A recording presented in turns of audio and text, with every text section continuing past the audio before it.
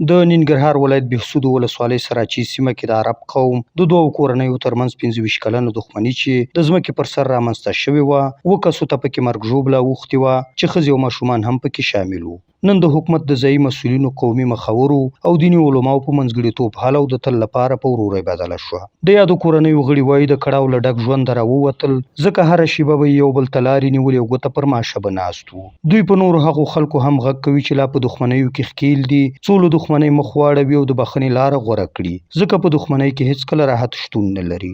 شکر الحمدلله، خپل دوستانو نه ډېر خوشحاله یم، خپل ماماګانې نه ډېر خوشحاله یم، ځکه چې موږ ډېر وخت په سارا تېر کړی او ژوند زندګي په سارا مسافرۍ کې کړی او شکر الحمدلله خوشحاله یم چې خپل قوم ته راغلی یم، خپل تربور عزیز ورور سره، ماماګانو سره خپل ساحه کې یم، ډېر خوشحاله یم شکر الحمدلله. په دې موضوع کې موږ سره چا منډه او ترډه کړې ده، الله دې هغه دنیا مرته ښایسته کړي او په دې دنیا دې الله کامیاب کړي.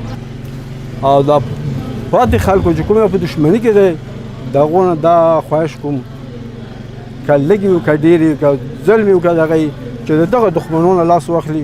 د قومي مخورو په خبره چې له پوره 6 میاشتو ناستو او راټولېدنو وروسته له مسؤلینو سره په ګډه دې نتیجې ته ورسېده چې دواړه کورنۍ له بدو راوګرځوي او له دې وروسته له یو بل سره په ورورۍ ژوند وکړي.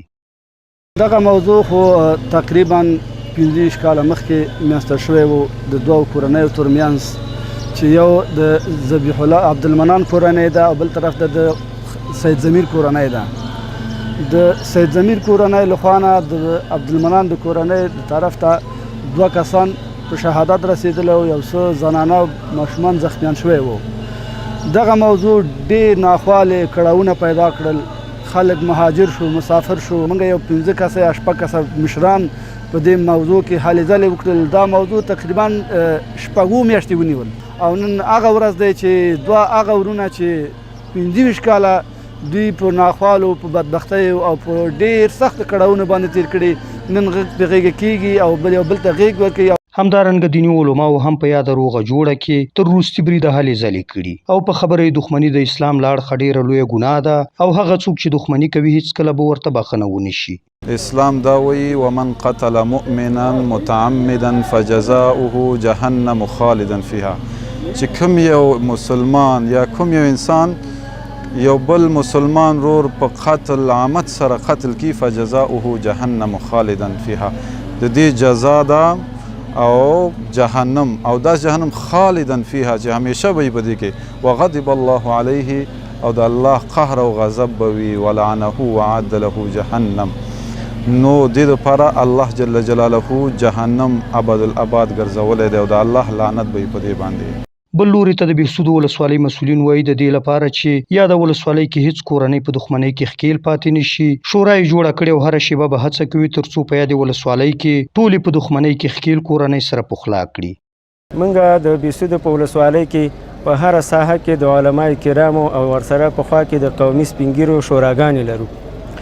بیا دغه علماء کرامو او قومي سپین ږیرو دغه شورا مسؤلینو ته موږ دا دنده وظیفه سپارلې ده چې په کومه ساحه کې او په کومه قاریه کې داسې دښمني وي، دښمني رامنځته شوې وي، تاسو به په دې کې هلې ځلې کوئ، منډه ترډه به کوئ.